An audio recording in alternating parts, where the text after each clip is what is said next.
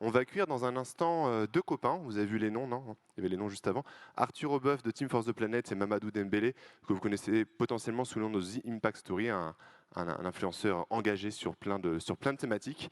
Ils sont charmants, il y en a un qui l'est plus que l'autre, je vous laisse décider entre vous vos classements, je vous laisse faire vos classements entre vous. Ils vont proposer une petite discussion à deux sur des sujets qui vont vous toucher, je le sais. Vous pouvez les applaudir et je leur laisse la main tout de suite.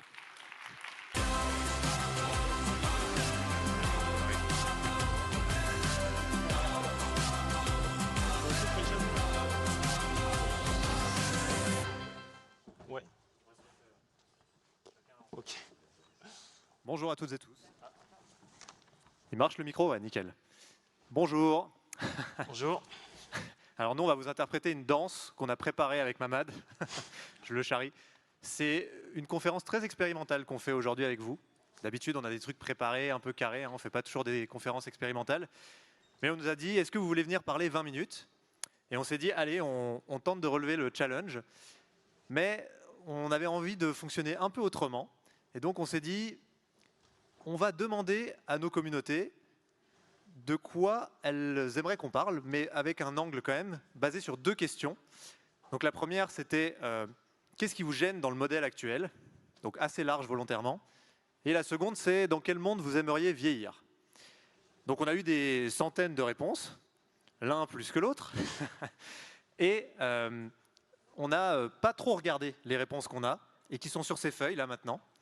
Donc le principe, c'est qu'on va lire avec vous les quelques sélections qu'on nous a fait et on va réagir et discuter de ce qui nous a été proposé. Donc si ça se trouve, ça part en discussion de comptoir de PMU. On n'est pas capable de vous assurer que ça sera forcément extrêmement sophistiqué, mais en tout cas, on va faire de notre mieux. Donc soyez sympathiques. Et Mamad, si tu veux commencer à lire, peut-être...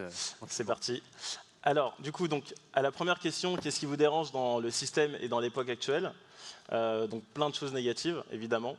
On retrouve, donc, on a quelqu'un qui nous dit « J'ai l'impression qu'il n'y a pas d'issue positive à la fin du capitalisme et d'y être croisé. » Une autre personne, « Le manque d'empathie et de respect pour notre environnement, le vivant, les animaux, les autres. » Le capitalisme.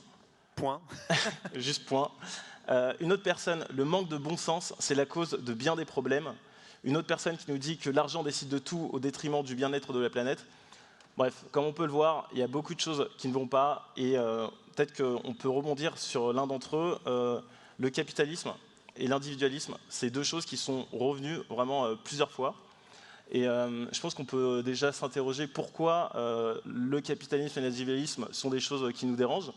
Et si on essaie de comprendre d'où ça vient, moi je pense que c'est parce qu'on a...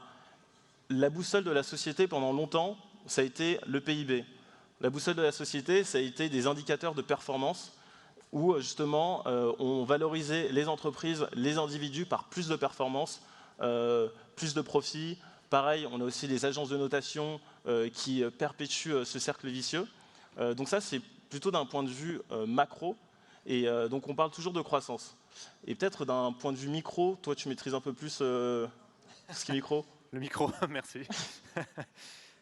Oui, mais on le voit sur les indicateurs, même au niveau des entreprises. Je trouve qu'il faut qu'on parle des entreprises ici parce que c'est les entreprises qui font le monde dans lequel on est. Aujourd'hui, si on ne change pas les entreprises, on ne changera pas le monde. Et donc, ça s'inscrit complètement dans ce que vient de dire Mamad. Les entreprises, aujourd'hui, il faut quand même se rendre compte que leur schéma de fonctionnement, que le socle dans lequel elles évoluent, c'est forcément un socle qui est là pour transformer 1 euro en 2 euros. Et on est arrivé à un stade, et on le voit par exemple dans le Code civil, où une entreprise aujourd'hui s'est définie comme un groupement de gens qui doivent se répartir des dividendes, en gros, pour gagner de l'argent à la fin.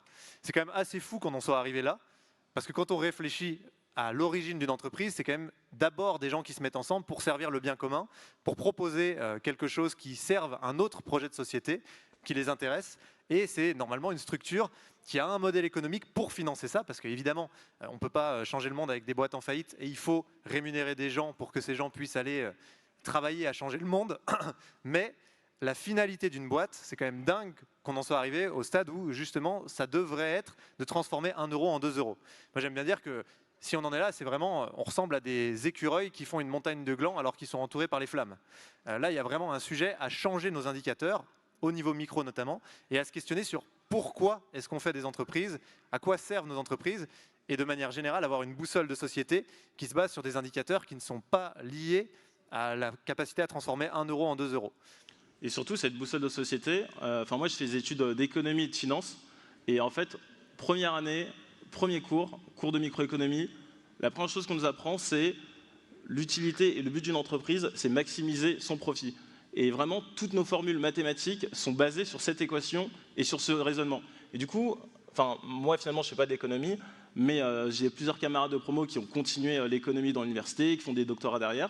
Et c'est-à-dire que même eux, depuis le début, en fait, leur indicateur, c'est la maximisation du profit. Et même si aujourd'hui on continue à enseigner cette philosophie de vie, finalement, ce n'est pas quelque chose qui est souhaitable et on verra après pourquoi. Peut-être qu'on peut rebondir sur un autre sujet. Le manque de bon sens, c'est la cause de bien des problèmes. Ça, je pense que c'est quelque chose qu'on peut retrouver dans plein de secteurs. Je pense que tous ici, vous avez vu des choses qui vous paraissent aberrantes, comme le gaspillage alimentaire, typiquement. Aujourd'hui, il y a un tiers de la nourriture produite chaque année qui est gaspillée, qui est jetée à la poubelle. Et donc ça, on voit vraiment à chaque échelle. Et il y a aussi un autre truc, je ne sais pas si vous êtes au courant, mais le gaspillage alimentaire, on le voit vraiment à chaque étape de la chaîne de valeur. Donc on le voit à la fin, chez le consommateur. Donc nous, en tant que consommateur, on gaspille. Mais aussi au tout début, par exemple, il y a un concept, les fruits et légumes moches. Je ne sais pas si vous étiez au courant, mais les fruits et légumes moches, aujourd'hui, ils sont jetés et ils ne sont pas proposés à la vente parce qu'on considère qu'ils ne vont pas se vendre. Donc là, pareil, on est sur une aberration du système alimentaire. Une autre aberration qui est tout aussi choquante, c'est qu'aujourd'hui, on meurt plus de l'obésité que de faim. Et donc, je trouve qu'on est dans un système où il y a plein de choses qui sont aberrantes. Je ne sais pas si toi, tu as d'autres exemples dans ce Ouais, carrément. Moi, je pense qu'on voit que notre système, il arrive à son seuil de contre-productivité. Et c'est ça qui est intéressant parce que ça pousse aussi à réfléchir pour de bon au fait qu'il faut qu'on le change et qu'on est obligé de le changer. On le voit sur plein de grands indicateurs. Donc, typiquement, la santé mentale, qui est un gros sujet, notamment chez les jeunes, qui s'effondre complètement. La santé tout court, parce que l'espérance de vie baisse maintenant dans la plupart des pays riches, notamment aux États-Unis. C'est quand même assez fou qu'on ait fait tout ça, qu'on ait développé une telle civilisation pour arriver à une espérance de vie qui finalement baisse. Le sens au travail, je pense que c'est un sujet sur ce salon. C'est assez lunaire à quel point les gens ont du mal à trouver du sens dans leur travail. J'avais vu une étude sur les moins de 25 ans, 50% des jeunes ne trouvent juste pas de sens dans leur travail. Donc ils se lèvent le matin, ils vont bosser, mais ils ne savent pas vraiment pourquoi et à quoi ça sert. Parce que justement, l'image globale, la big picture, n'est pas claire et que le projet de société globale est flou et manque de sens. Donc je pense que le sujet du bon sens, il est là aussi, à une grande échelle, et il faut qu'on prenne du recul sur pourquoi on fait les choses. Bon, c'est très discussion de comptoir, ouais. On est promis. Il y a 2-3 jours, quand on s'est appelé, tu m'avais parlé tu disais qu'il y avait trop de pubs. Et je pense, on est vraiment dans la conversation de comptoir, mais les pubs, justement, tous ces stimuli qu'on a au quotidien qui nous poussent à plus consommer, je trouve qu'il y a quelque chose qui est assez frappant dans notre époque, c'est que, je ne sais pas si vous avez remarqué, mais dans certains restaurants, dans certains lieux, il y a de la pub, même quand on est aux toilettes. Et moi, c'est quelque chose que je trouve profondément choquant. C'est-à-dire que les toilettes, c'est quand même un lieu qui est censé être intime. Et donc là où en fait, on est censé être seul avec soi-même, moi, souvent, je me retrouve, parce que je vais souvent dans le même restaurant, et au moment d'aller aux toilettes, il y a un écran avec de la publicité, et je me dis, même là, je ne suis pas tranquille, et on m'impose de consommer, quoi. Enfin bref, ouais, c'est la parenthèse. Pour rebondir sur cette magnifique discussion, on a quand même en moyenne 15 000 stimuli de marque par jour et 3 000 stimuli publicitaires par jour. Et quand on prend l'équation globale, on se rend compte, pourquoi est-ce qu'on n'arrive pas à faire cette transition écologique?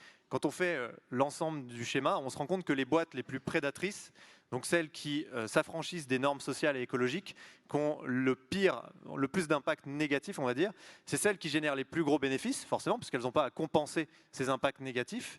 Avec ces bénéfices, elles deviennent hégémoniques et elles achètent de la pub en quantité stratosphérique, ce qui maintient leur hégémonie et surtout ce qui leur permet d'acheter notamment du neuromarketing. Alors moi j'étais pas mal dans les applis mobiles avant et on ne se rend pas compte à quel point c'est élaboré aujourd'hui les techniques de pub et de neuromarketing. Dans la boîte pour laquelle je bossais et je gérais l'Europe, on avait des addictologues. On avait 9 addictologues. Leur métier, c'était que chimiquement, les gens soient addicts aux produits. Et en fait, on en est à un stade si avancé de connaissances dans les neurosciences qu'on est capable de prendre notre cerveau à son propre jeu au point que les addictologues étaient addicts. Et c'est pas une connerie. C'est quand même assez incroyable. Et donc, si on va au bout de la chose, le problème, c'est que ces marques qui peuvent utiliser ça librement et dépenser des fortunes là-dedans, TikTok, c'était 300 millions d'euros par mois dans la pub à l'époque. Il faut quand même se rendre compte de ce que ça représente. Et bien forcément, elle crée le statu quo, elle crée les normes, elle crée les codes culturels, elle crée ce qu'on valide en fait, et ce qu'on a l'impression de valider. Et donc ce qui est profondément cynique, après on parle des solutions, hein, c'est que au final, ces marques qui jouent le plus contre nous, c'est celles qu'on valide et qu'on pense valider à la fin. Et donc aujourd'hui, c'est ça qui est compliqué dans l'équation, et c'est ça qu'il faut qu'on arrive à faire changer. Et là, Mamad va vous expliquer exactement comment on va se sortir de ça. Si j'avais la réponse à cette question, je pense qu'on ne serait pas ici. Mais non, mais du coup, après, on a posé une deuxième question aux communautés. Et c'était dans quel monde souhaitez-vous vivre en 2050? Et donc, ce qui revient souvent, première phrase. Non, là, c'est le problème. Alors, Je souhaite plus vivre. Genre. Un monde où nos valeurs ont changé, où il ne sera plus nécessaire d'être parce que l'on a. Solidarité, proximité étant ralentie, un monde en paix où la différence ne sera pas un problème, un monde plus serein et axé sur le bien-être, empathie et biodiversité. J'ai envie qu'on se tienne la main et qu'on Ouais, là, on va se faire des bisous marche sur les champs. Là. Mais on n'a pas lu les trucs. Hein. Peut-être quelques phrases. Plus humaniste, moins productiviste, un monde moins à 1000 à l'heure. Donc, pas mal de choses assez positives finalement. Et peut-être que la première phrase, je trouve qu'elle est assez marquante. Un monde où nos valeurs ont changé, où il ne sera plus nécessaire d'être parce que l'on a. Donc peut-être que sur ça, je pense que par rapport aux valeurs, il faut revenir sur le projet de société. Aujourd'hui, on n'a plus de projet de société.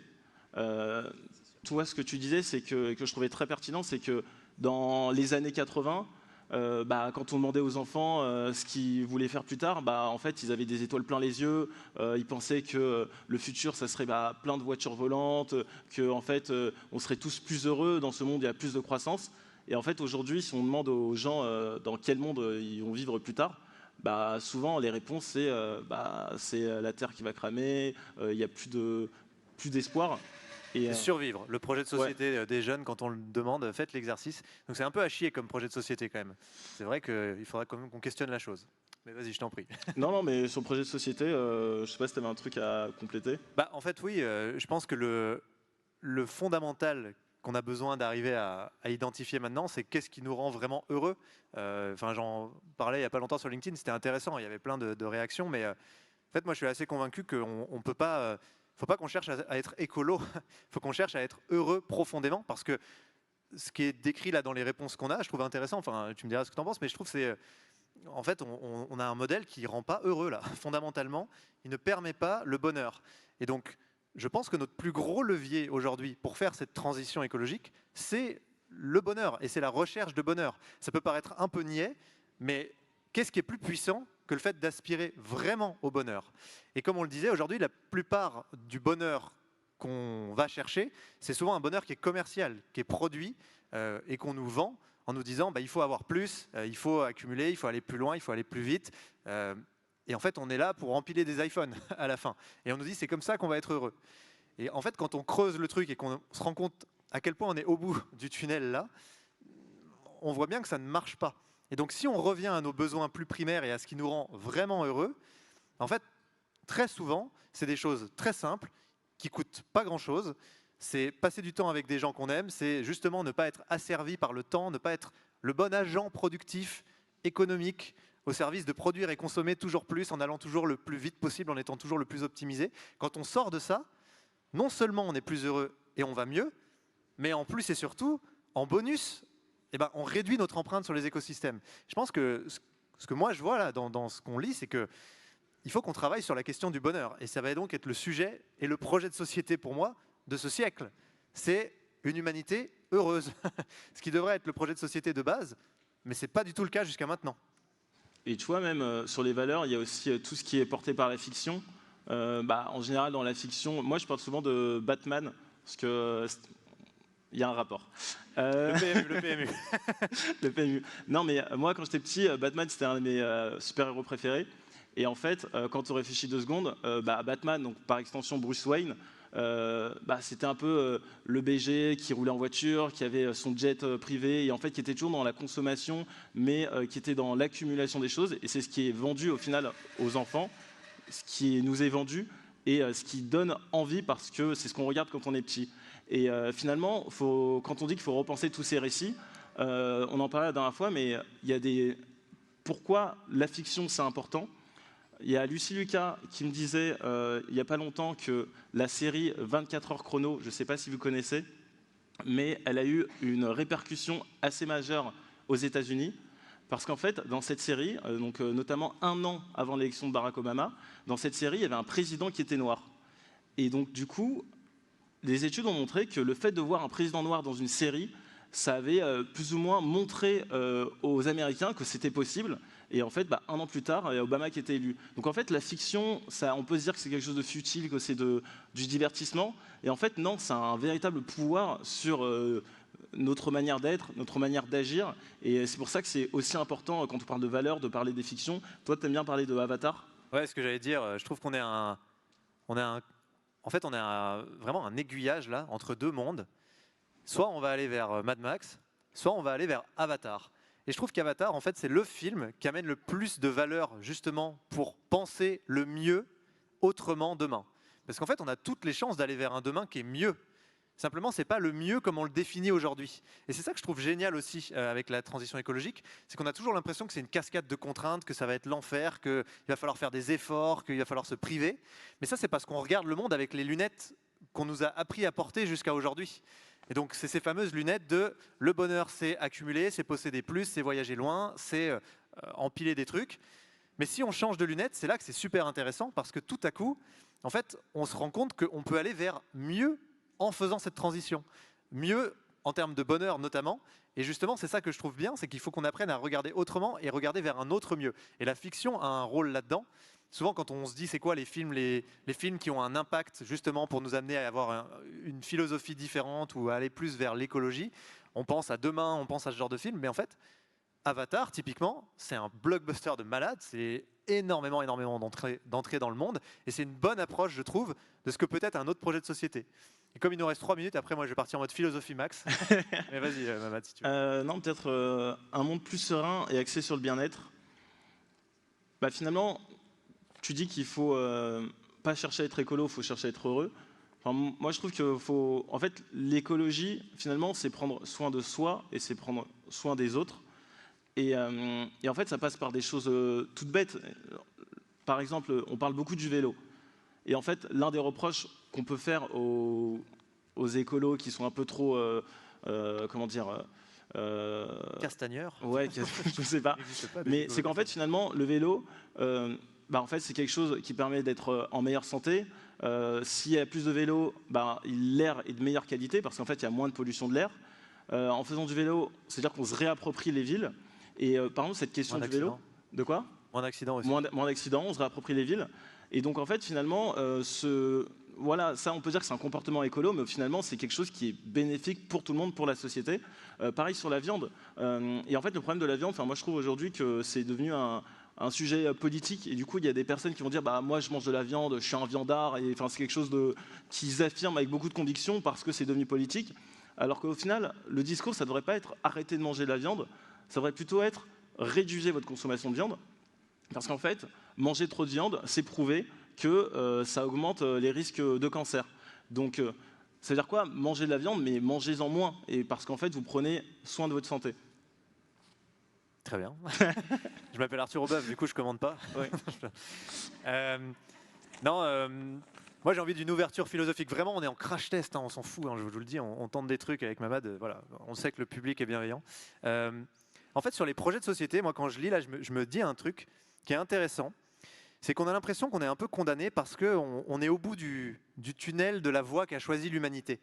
Il y a une légende byzantine qui dit qu'en gros, l'humanité, elle a dû à un moment faire un choix entre la technologie et la biologie, ce qu'elle peut faire avec son propre corps. Ça va être philosophique. Hein.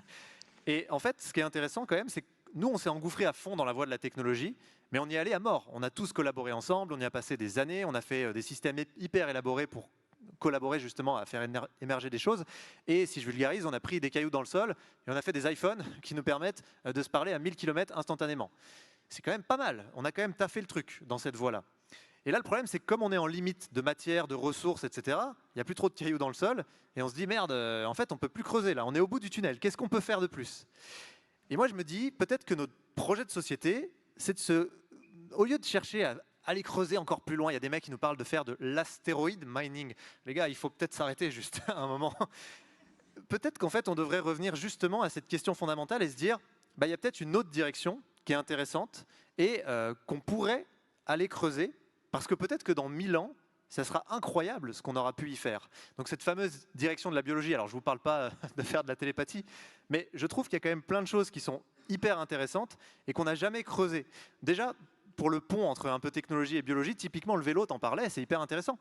Un vélo, c'est grâce à l'énergie de notre corps, uniquement, passer de 5 km/h à 30 km/h. Si on n'avait pas eu l'abondance énergétique et la profusion du pétrole et autres, peut-être qu'on aurait réfléchi à passer de 30 km/h à 100 km/h, toujours avec l'énergie de notre corps. Et après, pour aller plus loin dans la chose, en fait, on ne sait pas ce qu'on pourrait faire. En médecine, il y a déjà plein de choses qui sont en train de prouver qu'avec notre corps, on est capable de choses incroyables. Mais aujourd'hui, on reste dans ce paradigme de la technologie, du matérialisme. Et je pense qu'on a un très beau projet de société à étudier, avec une très belle direction à long terme, sur ce qu'on peut faire à partir de notre corps, à partir de la biologie, à partir de l'humain comme il est, et à partir du monde dans lequel on est, sans le transformer, sans être dans un hyper-extractivisme. C'est totalement une ouverture philosophique. Mais on n'a plus beaucoup de temps, donc Mamad va conclure avec une punchline incroyable.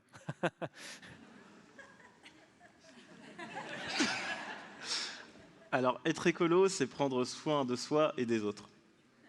Voilà. Merci. Merci beaucoup.